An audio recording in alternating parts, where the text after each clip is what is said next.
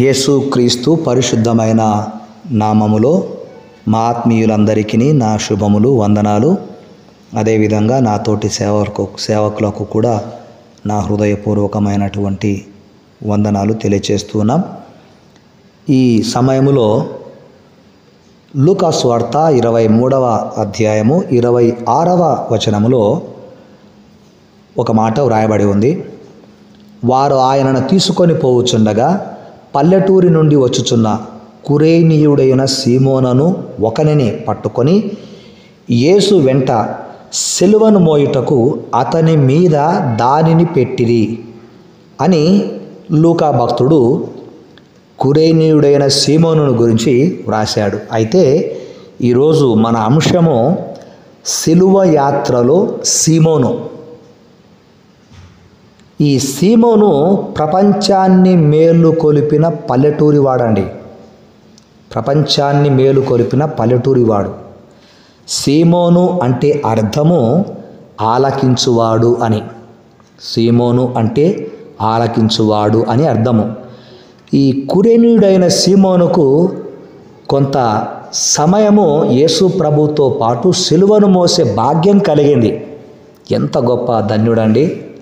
ఇతడు ఆఫ్రికా ఖండంలోని కురేనియా అంటే లిబియా, ఇప్పుడు మనకు పిలువబడుతుంది లిబియా. ఈ ఆఫ్రికా ఖండంలోని కురేనియా దేశస్థుడు, పల్లెటూరివాడు.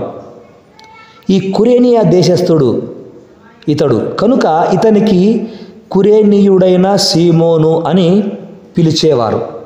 ఎందుకంటే కురేనియా దేశానికి సంబంధించిన, ఆ దేశంలోని ఒక పల్లెటూరుకు సంబంధించిన వాడు కనుక ఆ ప్రాంతం పేరుతో పిలిచేవారు కురేనీయుడైన సీమోను అని. యూదా మతస్థుడైనందుకు పస్కా పండుగను ఆచరించి ఆనందించాలని దేవుని పవిత్ర దేవాలయం ఉన్న యెరూషలేము అనే పట్టణానికి ఇతడు బయలుదేరి వచ్చాడు. అసలు యేసు ఎవరో, సిలువను ఎందుకు మోయవలసి వచ్చిందో ఈ కురేనీయుడైనటువంటి సీమోనుకు తెలియదు. ఈ సిలువ యజ్ఞము ప్రవచనాల నెరవేర్పని బొత్తిగా అతనికి తెలియదు. మనకు తెలుసు, ఇది యెషయా గ్రంథము 53వ అధ్యాయము 5వ వచనములో వ్రాయబడిన సంఘటన మనందరికీ తెలుసు. అయితే పౌలు గారు కొలస్సీలకు రాసినటువంటి పత్రిక 2వ అధ్యాయము 13 నుండి 15 వచనాల వరకు ఈ విధంగా రాశాడు. 13 నుండి 15 వచనాల వరకు. మరియు అపరాధముల వలనను శరీరమందు సున్నతి పొందక యుండుట వలనను మీరు మృతులై ఉండగా దేవుడు వ్రాతపూర్వకమైన ఆజ్ఞల వలన మన మీద రుణముగా మనకు విరోధముగాను నుండిన పత్రమును మేకులతో సిలువకు కొట్టి దాని మీది చేవ్రాతను తుడిసివేసి మనకు అడ్డము లేకుండా దానిని ఎత్తివేసి మన అపరాధములన్నింటినీ క్షమించి ఆయనతో కూడా మిమ్మును జీవింపచేసెను.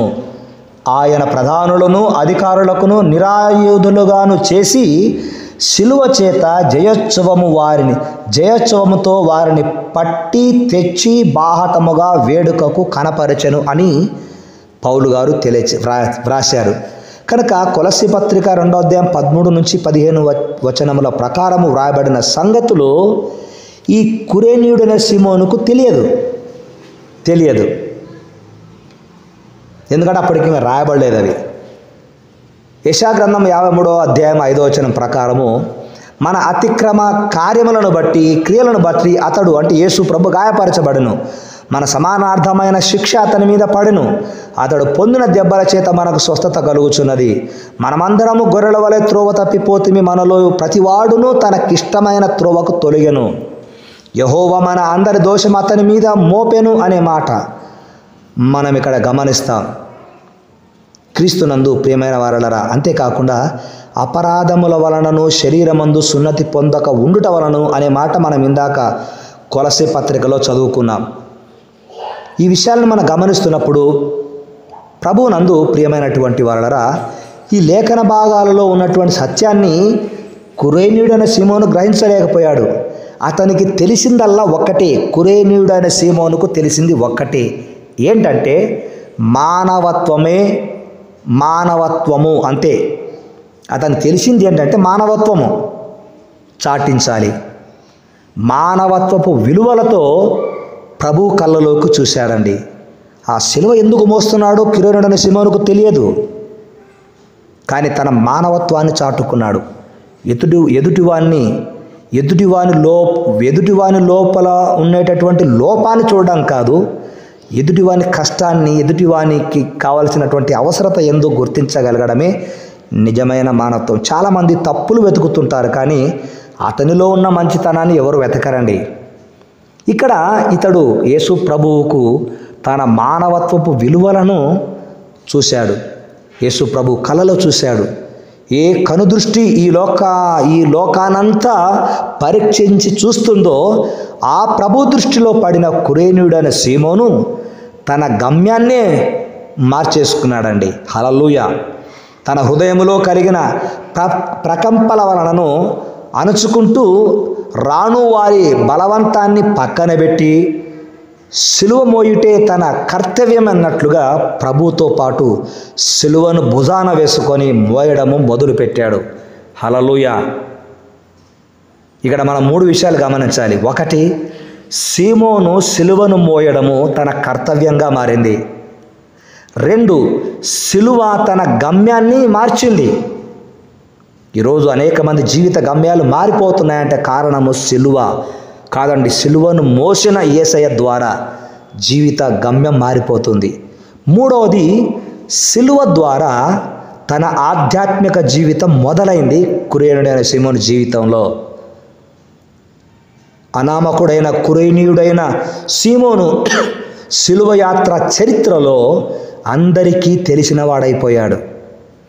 ఆదర్శప్రాయుడుగా సుస్థిర స్థానాన్ని పొందుకున్నాడు. దేవునికి మహిమ కలుగునుగాక. మార్కు సువార్త 15:22 కురేనీయుడైన సీమోను అలెగ్జాంద్రునకును రూపునకును తండ్రి అని పేర్కొనబడి ఉంది. ఈ ఇరువురు కుమారులు గొప్ప పేరు కలిగిన వారుగా నిల్చుటకు కారణము వారు దేవుని సంఘములో చేసిన నిస్వార్థ సేవ. అలా చేయడానికి వారి తండ్రి అయిన కురేనీయుడైన సీమోను ముఖ్య కారణంగా ఉండిపోయాడు. యేసు ప్రభు పాప పరిహారార్థము సిలువలో మరణించుటకు ప్రత్యక్షంగా ఇతడు వారి జనాంగం ఎదురు చూచుతున్నటువంటి రాబోయే మెస్సియా యేసేనని తెలుసుకొని వారికి ప్రకటించాడు. సిలువలో యేసు పలికిన 7 మాటలు జీవపు బాటలుగా గ్రహించి యేసే మార్గము, యేసే సత్యము, యేసే జీవమని తెలుసుకున్నాడు. భక్తుడైన పౌలు కురేనీయుడైన సీమోను భార్యను తల్లిగా గౌరవిస్తూ ప్రభువునందు ఏర్పరచబడిన రూపునకును వందనములు, అతని తల్లికిని వందనములు, ఆమె నాకును తల్లి అని కీర్తించాడండి. రోమపత్రిక 16:13 ప్రకారము. కారణం ఏంటంటే కురేనీయుడైన సీమోను భార్య దైవ సేవకులకు సేవ చేస్తూ సువార్త సేవలో పరోక్షంగా పాలు పంచుకుంది. ఎంత గొప్ప ధన్యత! కురేనీయుడైన సీమోను అతని జీవితంలో జరిగిన కొన్ని కార్యాలు మనము ఒక 5 చూద్దాము. 1, యేసుక్రీస్తే నిజమైన రక్షకుడని అంగీకరించి ఆయనందు విశ్వాసం ఉంచాడు. 2, క్రీస్తు శ్రమను పంచుకొనుటకు ఇష్టపడ్డాడు. 3, తన జీవితంలో తన కుటుంబంతో సహా సిలువకు సాక్షిగా నిలిచిపోయాడు. ఇక 4, అతడు తన భార్యను కుమారులిద్దరినీ ప్రభు సేవకు సమర్పించుకున్నాడు. హల్లెలూయా. 5, సిలువ యాత్రను తన జీవిత యాత్రగా మార్చుకున్న గొప్ప ధన్యజీవి కురేనీయుడైన సీమోను. అట్టి ధన్యత మనకెల్లరికీ ప్రభు సదా తోడై ఉంచునుగాక. ఆమెన్. ప్రార్థన. తండ్రి, మీ వందనాలు. కురేనీయుడైన సీమోను జీవితంలో జరిగిన 5 కార్యాలు మా జీవితంలో మీరు జ్ఞాపకం చేశారు. వీటిని మేము కూడా ఎక్కడా జార విడుచుకోకుండా సిలువకు సాక్షులముగా జీవించే భాగ్యమును ప్రసాదించుమని, ఈ వాక్యము విన్నవారిని బలపరచమని, దీవించుమని యేసు నామమున ప్రార్థిస్తున్నాము తండ్రి. ఆమెన్. తండ్రి, కుమార, పరిశుద్ధాత్మని సన్నిధి ఈ వర్తమానం విన్న వారందరికీ, సిలువకు సాక్షులుగా నిలిచిన వారికి, సేవకునికి సేవకురాలికి సహాయం చేస్తున్న వారికి సదా తోడై ఉండును గాక. Amen. May God bless you.